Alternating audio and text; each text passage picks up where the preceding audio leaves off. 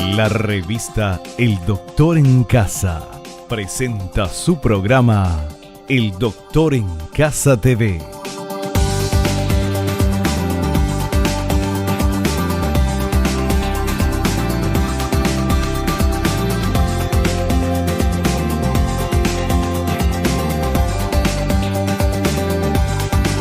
Con la conducción de Vivi Landó.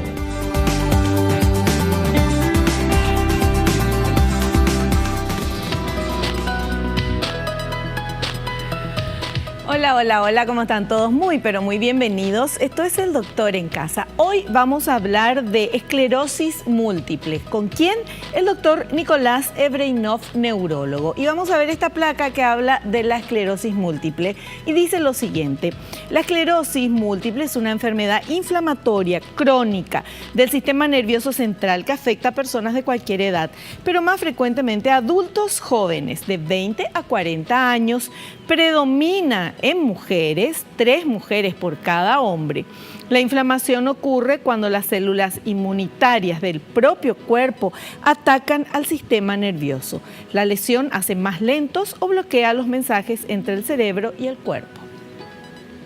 Bueno, y esta es la explicación para ingresar en este tema, que es bastante complicado, me parece a mí, pero vamos a sacarnos todas las dudas hoy en el programa con nuestro invitado. Al inicio del programa, ¿qué hacemos? Agradecemos. Muchas gracias a las empresas y a las marcas que me están apoyando. Están aquí. Muchas, pero muchísimas gracias. Y también nuestro ejercicio de la gratitud, donde agradecemos todo lo bueno que tenemos. Quiero agradecer antes que nada a Dios por el don de la vida. Gracias por la salud, por el amor, por la familia, por los amigos, por el trabajo, por los compañeros de trabajo. Siempre hay algo por lo cual agradecer. Y de este lugar del agradecimiento, de la gratitud que nos pone de buen humor, que nos pone bien, desde este lugar estamos haciendo el programa para vos. Ojalá sea de bendición, ojalá que sea un programa que te llegue, que te ayude en algo. Y a nosotros, por supuesto, que nos ayuda porque vamos aprendiendo día a día sobre diversos temas. Gracias a todos los profesionales que nos visitan. Ahora vamos a hacer un pequeño corte. Voy a saludar y a recibir a nuestro invitado y enseguidita estamos de vuelta.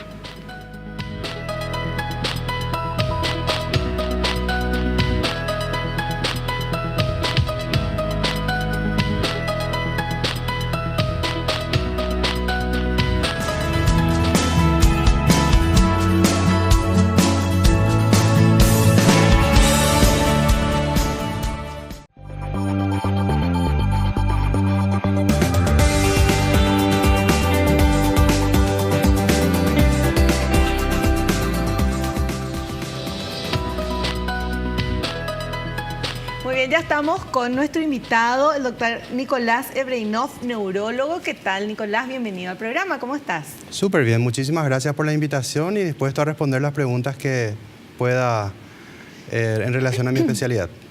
Bueno, el tema de la esclerosis múltiple es algo que no sabemos, escuchamos, pero sabemos muy poco en general. Nosotros que no somos médicos, como siempre aclaro.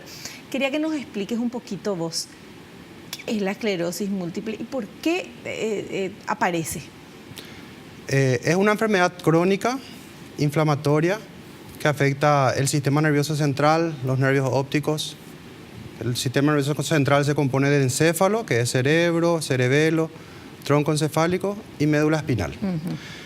No se sabe realmente la causa. Hay algunas sospechas, hay factores que se consideran predisposiciones familiares, por ejemplo, o sea, factores genéticos demostrados, pero son mínimos, no podemos decir que es una enfermedad genética, y se considera que hay factores ambientales que determinan la aparición de la enfermedad, porque evidente es que los factores ambientales influyen, porque en ciertas zonas de Europa y de Estados Unidos, por ejemplo, que se estudia mucho la enfermedad, existe una incidencia alta de la enfermedad, o sea, hay muchos pacientes, y probablemente tenga relación con el clima, con la zona geográfica, y en otras partes hay mucho menos cantidad de pacientes. Y hay lugares del mundo donde prácticamente no hay esta enfermedad. Al comienzo se creía que era porque no se hacía el diagnóstico, pero ahora está confirmado, como es dentro de Europa y dentro de Estados Unidos, que hay una clara distribución geográfica de la enfermedad, por lo que se considera que que los factores ambientales tienen un rol muy importante en la existencia de la enfermedad esclerosis múltiple. Cuando se habla de factores ambientales, como decías vos, el clima, por ejemplo, es un factor ambiental. ¿Qué otro factor puede ser? Podría ser el clima, la exposición al sol. Lugares donde no hay prácticamente sol, la gente tiene menos vitamina D. Ah. Se considera que la falta de vitamina D podría ser un factor determinante en la enfermedad, en la existencia de la enfermedad.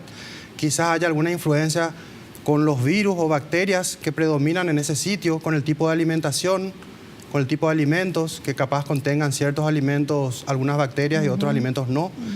Se sabe también que, por ejemplo, la infección con parásitos, la parasitosis intestinal, es un factor protector, disminuye el riesgo de tener la enfermedad de esclerosis múltiple. Entonces, esos son factores ambientales geográficos.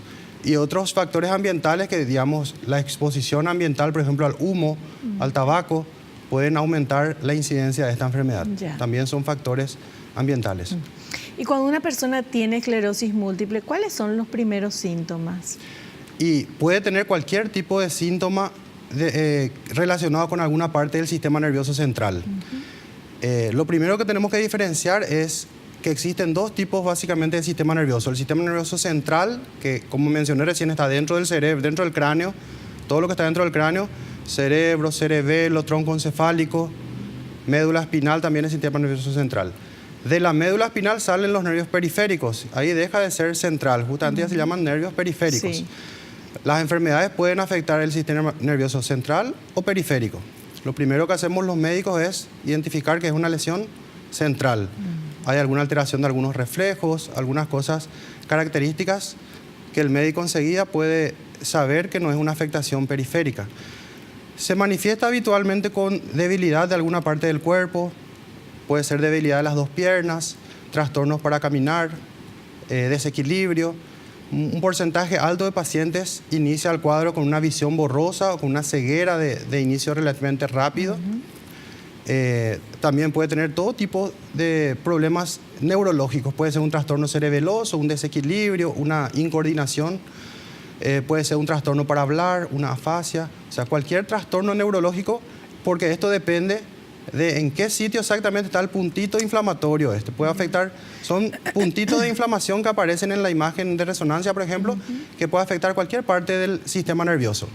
Lógicamente, dependiendo dónde está esta inflamación y qué extensión tiene la inflamación, vamos a tener manifestaciones motoras, sensitivas, equilibrio o cualquier otro tipo de manifestación sensorial. Por ejemplo, no ver bien, no escuchar bien o cualquier trastorno. Los más frecuentes son trastornos del movimiento y los trastornos sensitivos y la disminución de la visión. Esto, lo característico que realmente llama la atención en esta enfermedad y que es primordial para poder hacer el diagnóstico de forma clínica, es la aparición del déficit neurológico, que nosotros llamamos recaída, y que espontáneamente se limita a esa inflamación y el paciente va recuperando solo, sin tratamiento muchas veces recupera. O sea, es como que le pasa. Claro, después uno si se golpea, se inflama, se hincha y después solo va a desaparecer ese moretón y va después de unas semanas a veces recupera totalmente. Entonces, es característico que una persona tenga un trastorno neurológico, por ejemplo, visión borrosa, se pone colirio o qué sé yo, se va al oculista, le prueban el lente y después de un tiempo recupera. Entonces pasa ese episodio focal. Claro, uno le da importancia porque ya pasó. Pasa a veces desapercibido, o se le debilita un poco, tiene hormigueos unos días en la mano, en la pierna y después no sabe qué sé yo, se toma la presión, no llega a consultar con el médico o consulta con un médico que no le llama la atención nada. Y eso consulta con alguien que no es neurólogo. Pero eso cede espontáneamente, sin tratamiento. Entonces eso se llama recaída. Y la característica de la enfermedad justamente es que presenta déficit neurológico, que muchas veces recupera solo, remite, le decimos nosotros, y después de cierto tiempo, pueden ser meses, años, vuelve a tener otro déficit en otro sitio del sistema nervioso o en el mismo sitio que ya tuvo. Tiene visión borrosa, por ejemplo, y después se cura. Y después de varios meses, tiene una ceguera. Entonces ahí consulta y ahí podemos decir, ya tuvo, este es el segundo episodio según la clínica. Y nosotros vemos en la imagen que es indispensable hacer una resonancia magnética, podemos ver los focos inflamatorios y hacer el diagnóstico. Pero esperamos un ratito. Entonces quiere decir que a cualquiera que de repente, no sé, tenemos mareo, visión borrosa, hormigueo, qué sé yo, tenemos que hacer una resonancia porque puede ser esto. Justamente hay que consultar con un médico que según el caso, no es tampoco para entrar en desesperación. Claro, sí. Según el caso, según los signos, síntomas, el médico tiene un esquema de revisión. Hacemos la historia clínica, vemos los antecedentes, vemos a qué podemos atribuir ese trastorno y después evaluamos físicamente. Nosotros constatamos algún reflejo anormal o algún déficit y vamos a pedir la resonancia. Si todo es normal, puede que no se justifique pedir un estudio auxiliar. ¿Entiendes? O sea, el método clínico sigue siendo primordial para decidir qué estudios pedir. Ya. Pero, yo insisto porque me quedé preocupada. Pero ¿y si yo tengo eso y me voy a mi clínico, que no es neurólogo? Me voy al clínico. Ahí ¿cómo decide el médico? Hay que hacer una resonancia para ver si no es una inflamación que puede ser esclerosis o estás nomás con estrés y por eso tal cosa. Generalmente los clínicos tienen muy buena formación en lo que sea neurología también. O sea, dentro de su formación están todos los principios de neurología y probablemente no se le va a pasar al clínico un cuadro de esclerosis múltiple. Lo más probable es que pueda hacer un diagnóstico presuntivo y decida remitirle al paciente a un especialista. Bueno, ahora ya me quedé tranquila, podemos seguir el programa. Vamos a ver este primer material, por favor. La conducción nerviosa se hace a través del axón, que es una extensión larga de la neurona, que está rodeado de una sustancia llamada mielina. La vaina de mielina parece ser el objeto del sistema inmune, pero también hay deterioro del axón y a largo plazo el cuerpo neuronal. Las lesiones inflamatorias se distribuyen a lo largo de la sustancia blanca, nervio óptico, áreas periventriculares, cuerpo calloso, cerebelo, médula espinal, que son partes que principalmente conectan diferentes partes del sistema nervioso entre sí o con otros órganos y tejidos.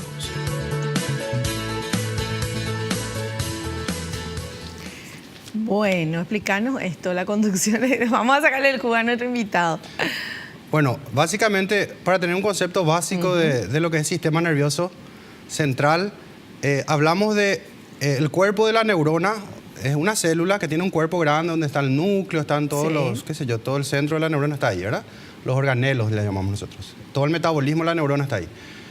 Es el cuerpo y tiene una extensión que es como un cable de electricidad que puede tener hasta 1 metro de largo. O sea, de repente una neurona de la corteza, por ejemplo, está acá, en la parte más superficial del cerebro y llega hasta la médula espinal, su axón.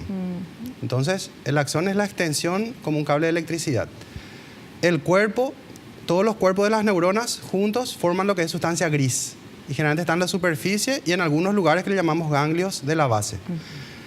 Y todas las extensiones, que son los cables que se entrecruzan en ciertas partes del sistema nervioso, están rodeados de una vaina. Todos los cablecitos están rodeados como un aislante, como una vaina que le llamamos vaina de mielina, que está formado por otras células que recubren el axón, que es la extensión, ¿verdad? Esta vaina tiene muchos lípidos, entonces al mirar el cerebro así de forma macroscópica, al mirar ya tiene un color diferente la sustancia gris de la sustancia blanca. Entonces sabemos que en la sustancia gris están los cuerpos de la neurona y en la sustancia blanca están los axones y todas las conexiones. ¿Entiendes? Eso es sustancia gris, sustancia blanca. Sí. Entonces, la enfermedad aparece porque algún anticuerpo que se produjo por el sistema inmune nuestro, los linfocitos, se equivoca, vamos a decir, y se instala en alguna parte de esa mielina. Y ese anticuerpo básicamente le llama a las células de defensa para que ataquen ahí. Y se produce un ataque que es la inflamación. Nuestras defensas atacan una partecita de la mielina. Esto se daña, se destruye la mielina generalmente y después para la inflamación sola, incluso sin tratamiento. Cuando la inflamación es muy intensa o duradera, a veces, además de dañar la mielina, que es la cobertura del cablecito, daña el cable y suelta, ¿verdad? Después de la inflamación, el cuerpo arregla eso y cicatriza. Entonces se forma lo que llamamos placa. ¿Entiendes? La cicatrización que queda después de un evento inflamatorio se llama placa. Ya los anatomopatólogos ingleses de qué sé yo, hace siglos ya le llamaban a esto esclerosis diseminada, porque en muchos lugares encontraban las plaquitas. Claro. Y los franceses le llamaban esclerosis en placas, ¿verdad? Porque esclerosis básicamente es un tejido cicatricial. Sí. El problema es que como son la misma cosa que yo cause un cortocircuito en un montón de cables y ponga ahí una pelota de goma para que la aísle, evidentemente los cables ya no transmiten. Entonces se corta esa conducción nerviosa y si ese nervio era para que yo pueda ver bien, no voy a ver bien, se corta. Muchas veces la recuperación es completa si el episodio inflamatorio fue leve, pero a veces cuando se forman las placas y queda una cicatriz, digamos, grande, no hay una recuperación del todo. Entonces, la enfermedad evoluciona con episodios de inflamación que le llamamos recaídas, que remiten, paran solos. Y después recurren, vuelven a haber otro episodio de inflamación y después remite, para solo. En algunos casos recupera del todo el paciente y en otros casos va guardando secuelas y con el correr del tiempo va teniendo más dificultades, por ejemplo, para caminar o para ver o para coordinar los movimientos, o queda con lesiones que causan trastornos sensitivos.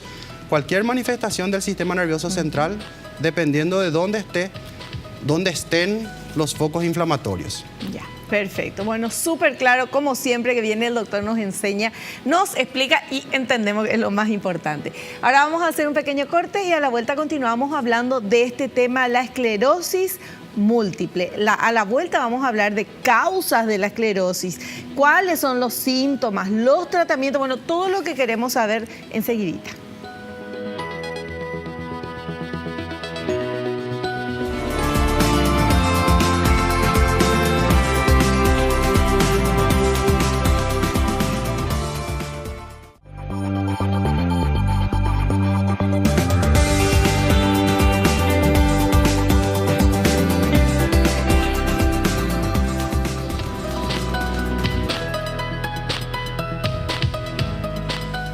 Seguimos charlando con nuestro invitado, el doctor Nicolás Ebreinov, él es neurólogo, hablándonos de la esclerosis múltiple. Y ahora tenemos otro material que queremos mostrarles y el doctor nos va a explicar.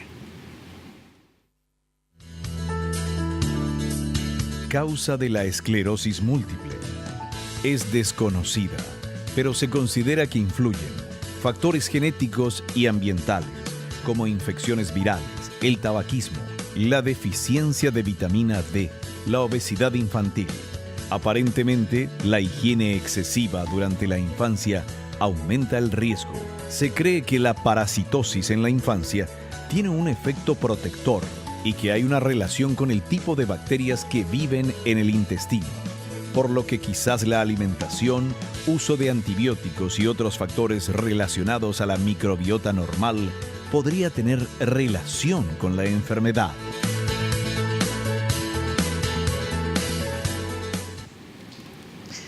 Bueno, Doc, explícanos un poco, porque hay parasitosis, qué sé yo, acá en Paraguay y en Sudamérica todo el mundo tiene eso.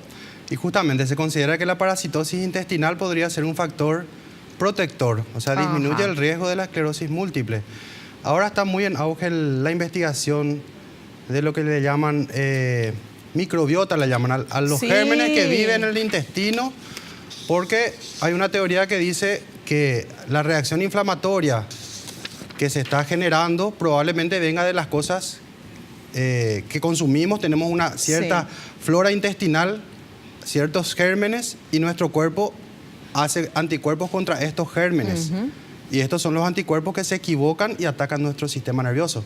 Entonces, se cree que hay una incidencia directa de la alimentación o del tipo de de la flora intestinal. Sí, la microbiota, ¿verdad? Claro, la que causa la reacción inflamatoria en el fondo, ¿verdad? Entonces, hay muchos estudios en relación a eso, pues podría ser una de las posibles soluciones, un tratamiento dirigido a este tipo de microbiota. Tal cual. Bueno, y eso sí, nosotros tratamos ya en otros programas acá el tema de la microbiota y es impresionante cómo se modifica. Al modificar la alimentación, de acuerdo a lo que te dice el médico y de acuerdo a el problema que tengas, se solucionan muchos problemas y es todo por las bacterias que tenemos y nada más que la alimentación haga que alimentemos las buenas bacterias, claro, ¿verdad? Las que nos hacen bien. Es importante también no abusar de los antibióticos Sí. No usar antibióticos si no están prescritos por un médico. Tal cual. Porque es muy habitual que, tengo tos, tengo un poco de chillido, Sí. catarro y ya tomamos antibióticos 3 días o 5 días. O sea,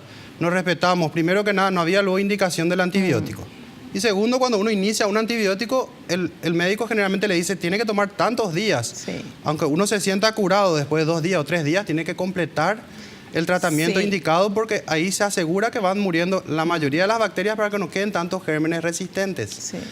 También mencionaba en el aviso recién el tema de los síntomas. Vamos a repetir, habíamos hablado hace un rato que en la mayoría de los casos se manifiesta con debilidad de alguna parte del cuerpo. Esta debilidad puede ser de las 2 piernas o de un lado del cuerpo o de un solo miembro, ¿verdad? O de repente incoordinación, se me caen los objetos, no puedo escribir, no puedo coordinar bien la mano. Trastornos sensitivos. Nosotros en español, en el término médico, Sí. decimos parestesias. Sí. Pero básicamente sería hormigueo, el famoso yehui que se dice en guaraní, Sí. que puede ser sensación de hormiguitas o de que me clava muchísimas espinitas, o sensación de que está hinchado, de dematizado, o que no siento bien. O sea, todos estos trastornos sensitivos podrían ser eventualmente una manifestación, ¿verdad? El vértigo, los trastornos visuales que habíamos mencionado que eran muy frecuentes, a veces uno tiene una visión borrosa que característicamente no se corrige con anteojos, porque es un problema del nervio óptico y no de los medios, Claro. de los lentes que están en los ojos, ¿verdad? Puede ser un trastorno de la visión, puede ser una ataxia, que es la incoordinación, trastornos del equilibrio. Entonces, básicamente, cualquier trastorno neurológico sería bueno consultar con el médico de cabecera, consultar con el clínico, si hay dudas, consultar con un especialista en neurología, ¿verdad? A veces son síntomas banales y a veces son muy llamativos, entonces uno consulta. Claro. Entonces, Y doctor, y por ejemplo, esto o sea, todo esto es del cuerpo, ¿verdad? De los hormigueo o que uno no ve bien o lo que sea. Pero de repente, si uno tiene así como que te vas a un lugar y decís, espera, ¿para qué vine acá? ¿Qué es lo que tenía que buscar? Eso no tiene nada que ver con la esclerosis. eso no es uno de los, ese no es uno de los síntomas relacionados Menos con la esclerosis múltiple. Menos Eso mal. más que nada un trastorno de atención. Eso. Generalmente podría ser por falta de un buen sueño reparador, por un estrés acumulado, por falta de una vida. Habría que hacer más que nada cambios en los Ya. hábitos, hacer un poco de actividad física, descansar bien. Eso puede hacer que desaparezcan estas molestias. Ya, perfecto. Bueno, seguimos con el otro material, por favor. Síntomas de la esclerosis múltiple. La neuritis óptica retrobulbar o inflamación del nervio óptico con disminución de la visión revela la enfermedad en una cuarta parte de los casos, especialmente en adultos jóvenes. Los trastornos sensoriales corresponden a hormigueo, disminución de la sensibilidad o incluso anestesia, dolor, sensación de opresión, edema o presión, calor, frío. El signo de Lermit es una impresión de descarga eléctrica muy corta a lo largo de la columna vertebral, a veces de las extremidades, que aparece al flexionar la cabeza hacia adelante. Otros síntomas son raros en el comienzo de la enfermedad, pero comunes en la fase de estado. Visión doble, parálisis facial central o periférica, neuralgia del trigemio, trastornos de pronunciación, de la deglución, del control urinario, fatiga, trastornos cognitivos.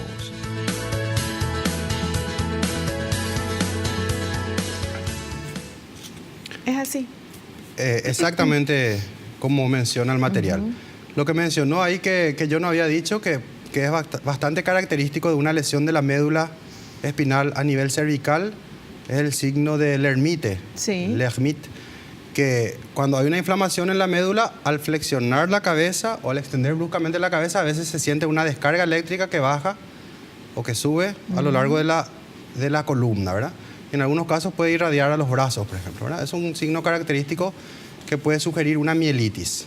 Una mielitis es la inflamación de la médula espinal. Sí. En algunos casos podría ser por una esclerosis múltiple o podría ser por otras causas. Hay mielitis por otras causas también. Perfecto. Bueno, estamos conociendo más sobre la esclerosis múltiple y tenemos otro material que habla de los tratamientos. ¿Podemos ver? Tratamientos de las recaídas o brotes. Los corticoides en altas dosis pueden acelerar la recuperación. Se prescriben como una infusión intravenosa realizada en el hospital que dura al menos 3 horas, a una dosis de 1 gramo por día durante 3 o 5 días. No tienen ningún efecto en la prevención de nuevos brotes. Su uso no es sistemático si los síntomas no son problemáticos.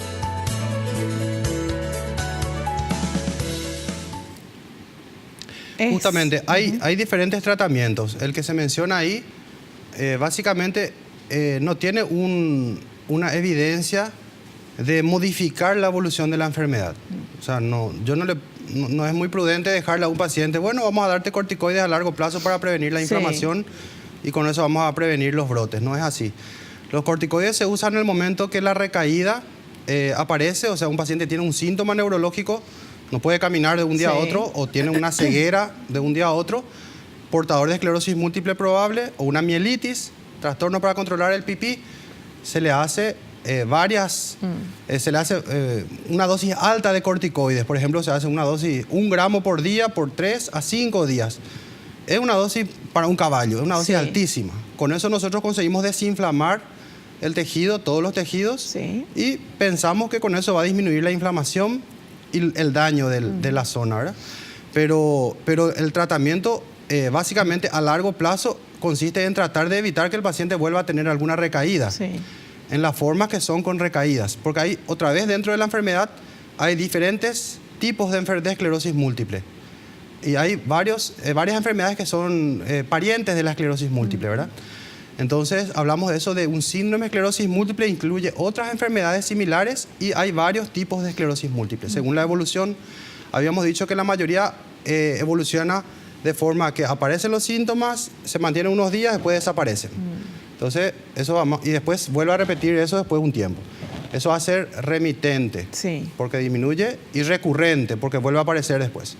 Hay otras esclerosis múltiples que el paciente empieza a tener un trastorno y empeora y no para. O sea, no tiene una limitación, ni con remedios no le podemos parar a ese empeoramiento. A eso le llamamos progresiva. Algunos tienen remitente por un tiempo y después de un tiempo, de un día a otro, se transforma y se convierte en progresiva. Entonces decimos remitente, recurrente, secundariamente progresiva. Y otros empiezan con la progresiva. Hasta el tratamiento de fondo es diferente. O sea, quizás sean hasta enfermedades un poco diferentes. Pero básicamente en el tratamiento de fondo nosotros tenemos medicamentos que llamamos modificadores de la enfermedad. A veces podemos usar, si no tenemos medios, inmunosupresores que bajan todas las defensas, que mantienen mucho más bajo el nivel de defensa, o citostáticos, medicamentos como la quimioterapia que te bajan las defensas y te bajan las células inmunes, que pueden ser muy eficaces en algunos casos. Y ahora los últimos son medicamentos que modifican la enfermedad de manera de crear un anticuerpo que le ataca al linfocito, o sea, que se instala sobre el linfocito, la célula que produce nuestros anticuerpos erróneos. Entonces nuestras defensas le matan a ese linfocito. Claro, al que está produciendo... le atacamos al linfocito que está produciendo la reacción anormal.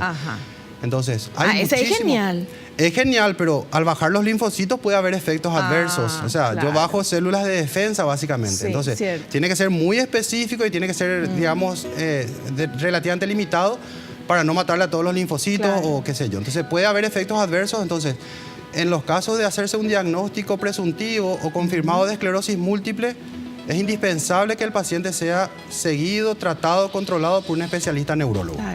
¿Y por qué nunca es recomendable hacer un tratamiento largo con corticoides? ¿Qué es lo que producen los corticoides en el cuerpo?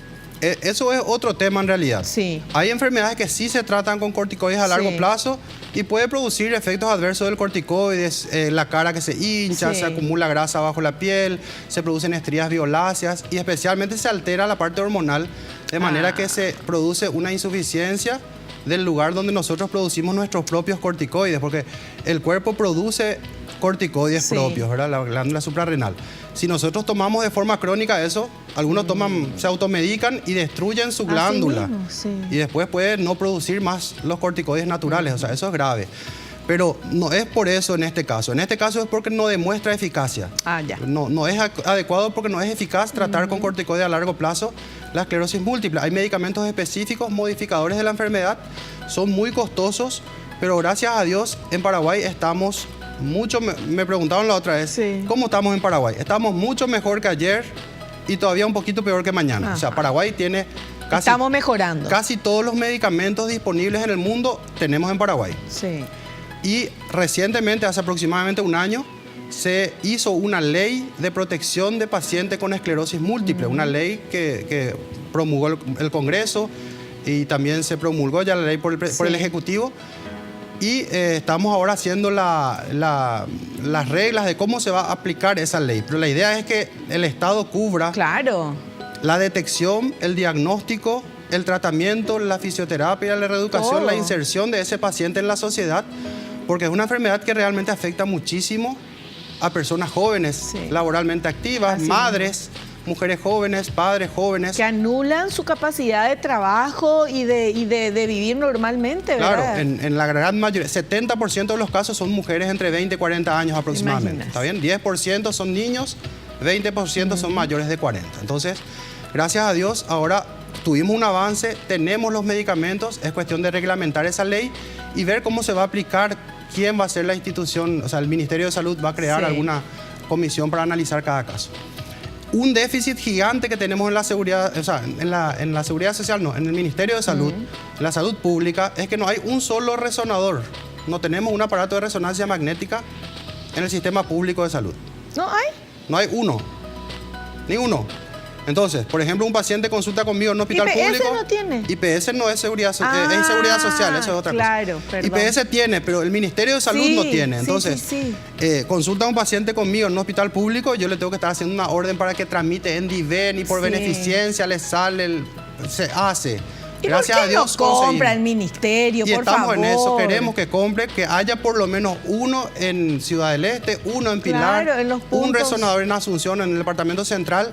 Con eso vamos a poder hacer muchos más diagnósticos probablemente y va a servir no solo para la esclerosis múltiple, para miles de enfermedades que ahora son estudios realmente Al indispensables. ministro Mazzoleni, ya nomás le vamos a hinchar Es una para persona esto. muy bien formada, Sí, y súper sabe, sólida, formación sabe. sólida, es culto. Yo creo que él va a poder hacer los cambios necesarios para tener esto. Así mismo. Bueno, tenemos que hacer un corte. A la vuelta continuamos hablando del tema.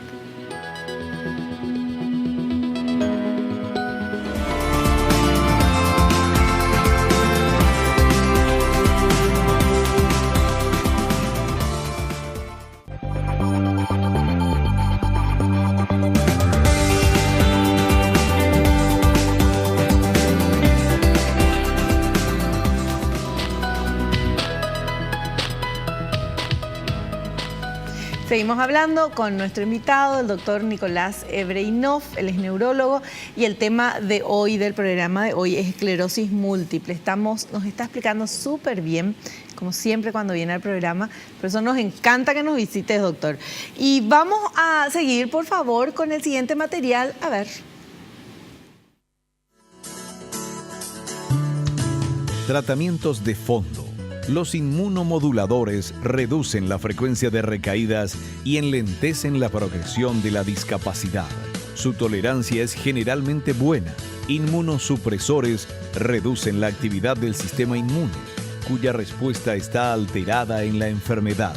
Estos tratamientos deben ser indicados y administrados por profesionales especializados.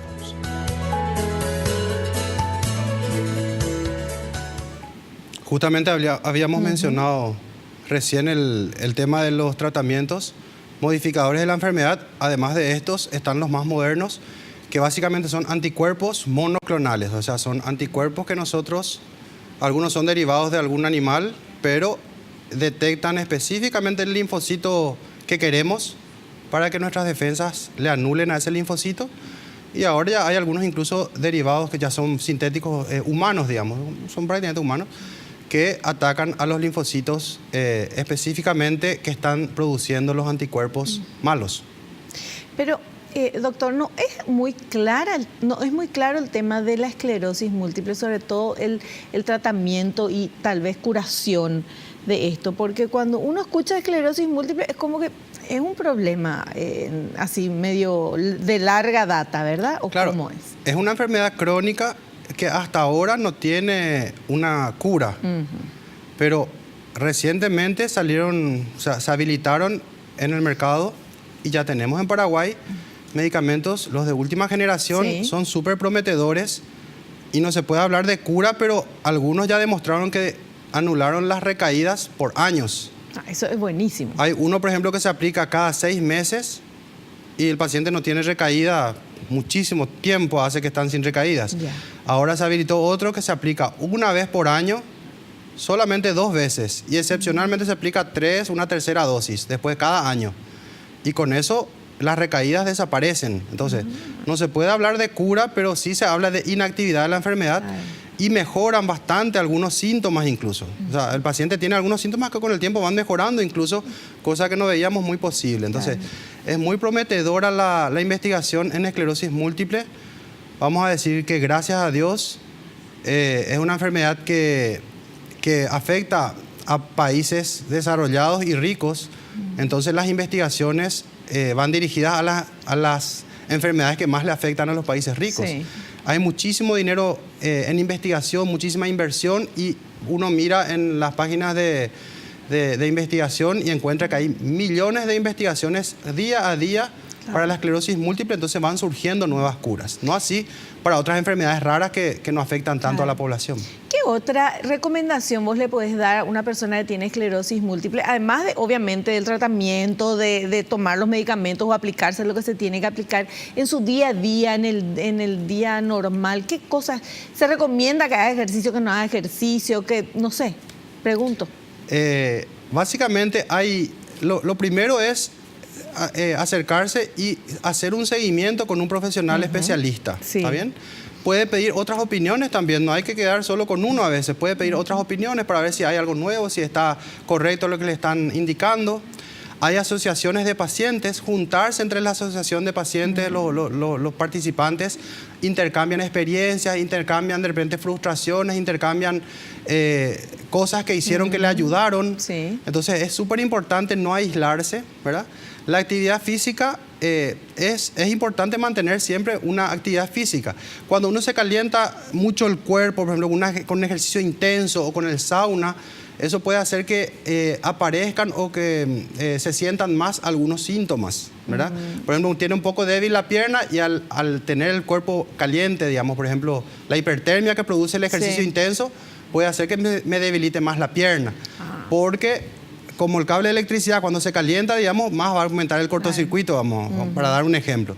Entonces, muchas veces hay un signo característico que cuando se calienta mucho el cuerpo, puede aumentar los síntomas. No quiere decir que cause recaídas. Entiendo. Entonces, es bueno que se mantenga la actividad física, que se mantenga la actividad social y que uno no se aísle, ¿verdad?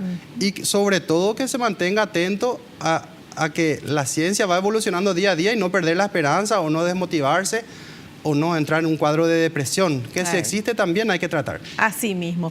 Bueno, qué genial. Tenemos otro material que habla del pronóstico en general. A ver. Pronóstico en general. La esperanza media de vida se reduce por poco a unos 5 años. En grandes series de pacientes, se estima que la mitad tendrá dificultades para caminar después de 8 años de evolución. Pero esta evolución parece mejorada por los tratamientos de fondo, especialmente cuando se prescriben temprano. La atención multidisciplinar, fisioterapia, rehabilitación funcional, apoyo psicológico, cuidado de enfermería, asistencia social, etc., puede mejorar la vida cotidiana de los pacientes al limitar el impacto de su enfermedad.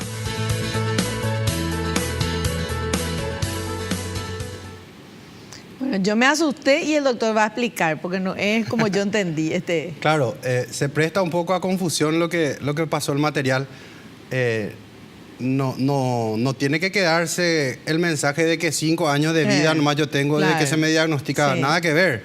Básicamente lo que insinúa es que no altera prácticamente el pronóstico de vida. O sea, si una persona se iba a morir a los 80, si tiene esclerosis múltiple no tratada con los medicamentos de ahora, capaz que se muera a los 75. O sea, eso quiere decir teniendo 20. O sea, no es una enfermedad que incide directamente con el pronóstico de vida. Lo que puede ir causando a veces una acumulación de ciertas debilidades o de hormigueo o dificultades para coordinar progresivamente, y con eso a veces puede llegar a un cuadro de dependencia, ¿verdad?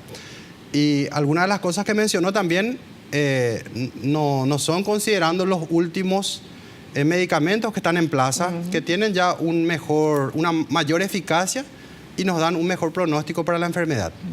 O sea que hay un horizonte mejor para la gente que está con esclerosis múltiple. Realmente sí. No hay que confundir nunca, porque mucha gente me preguntó, yo había hecho una publicación en las redes sociales para explicar un poco este tema. Sí. Y había gente que me preguntó, uno que incluso me sugirió que un familiar tuvo esta enfermedad y qué sé yo, confundiendo con la esclerosis lateral amiotrófica, la ELA. La esclerosis lateral amiotrófica, ELA, es totalmente otra enfermedad. Ni siquiera, o sea, no es inflamatoria, es degenerativa. O sea, en esa se mueren las neuronas de la parte anterior de la médula espinal, de la parte anterior del tronco, del cefálico. Entonces, el paciente no tiene un pronóstico muy bueno, ¿verdad? Va produciendo debilidad y atrofia muscular. El paciente va quedando cada vez más chiquitito, más atrofiado. Es totalmente otra enfermedad. No hay que confundir ni mezclar las cosas. La esclerosis lateral amiotrófica no es esclerosis múltiple. Los otros nombres, como mencioné al inicio, que se le puede dar a la esclerosis múltiple son esclerosis en placa, como le llaman los franceses, y esclerosis diseminada, como le llaman los ingleses, ¿verdad? Nosotros le llamamos esclerosis múltiple, como los norteamericanos. Perfecto. Bueno, súper claro. Hacemos un pequeño corte, a la vuelta el doctor va a responder a tus consultas.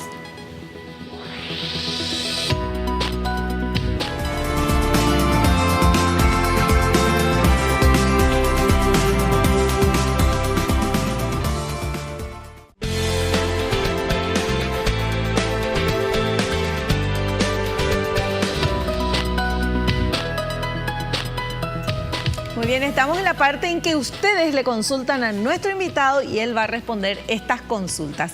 Vamos con esta primera pregunta, por favor. Verónica de Limpio dice, ¿qué condiciones de vida puede afectar la esclerosis múltiple?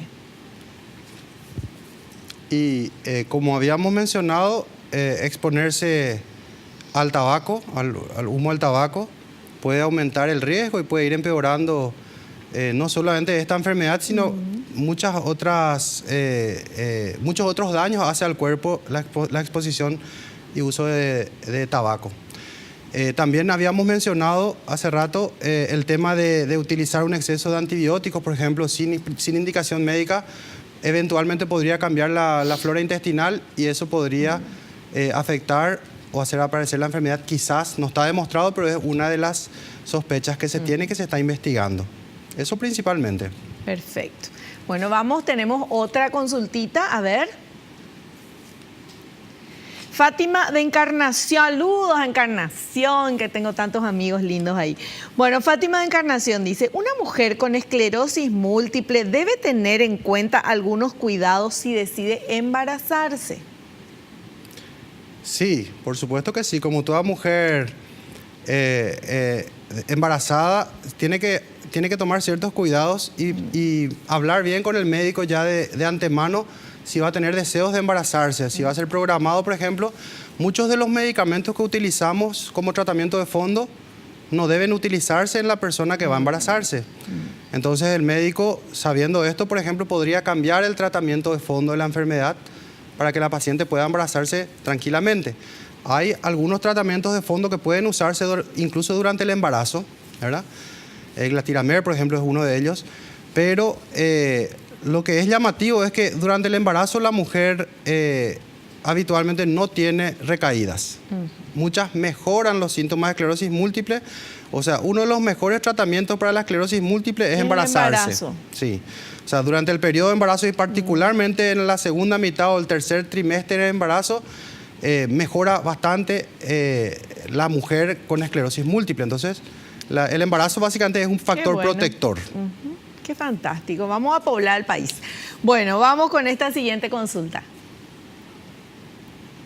Luis de Quindú dice, ¿el clima afecta a las personas con esclerosis múltiple?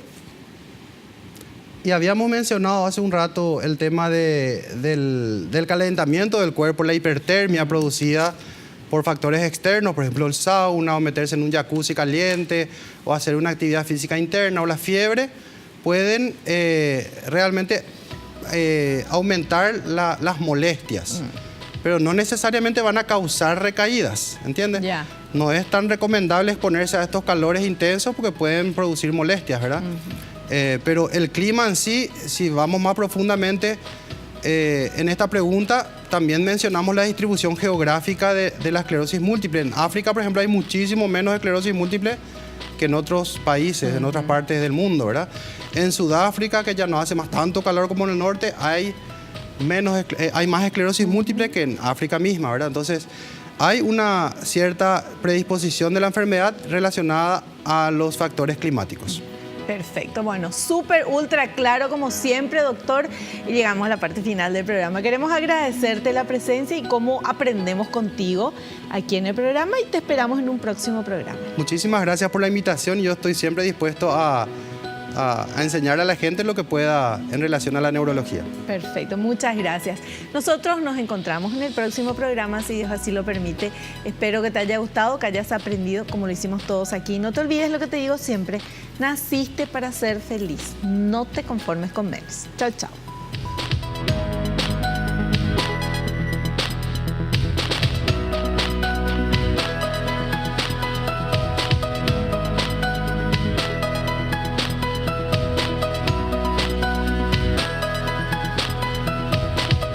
La revista El Doctor en Casa presentó a Vivi Landó en el programa El Doctor en Casa TV.